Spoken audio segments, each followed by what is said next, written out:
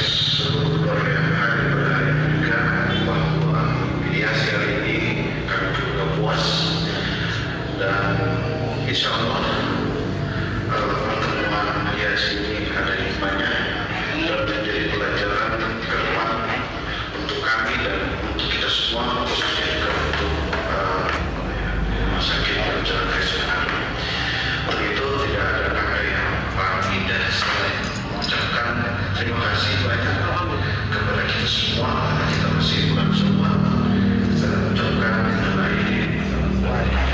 izin dan saya kira setelah mediasi terjadi maka tidak ada lagi opini mau di luar atau tidak ada lagi persoalan baru dan tadi Pak Gubernur itu sudah sampaikan dari awal desa sampai akhir hari ini pun tidak lapor di kepolisian. Kami keluarga dan terima kasih.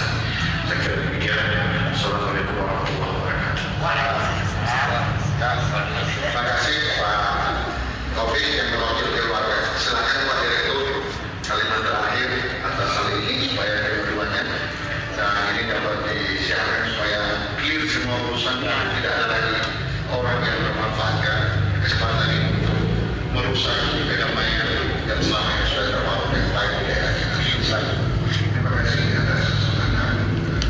Nama-nama saya Direktur bersama direksi dan sebenarnya Pak Prosa itu berterima kasih untuk mendengarkan bila sudah dan sudah mendengarkan semuanya.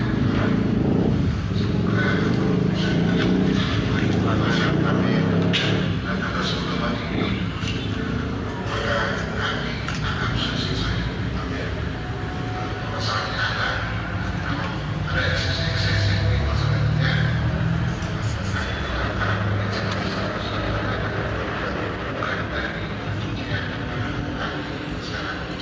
lagi kami ucapkan terima kasih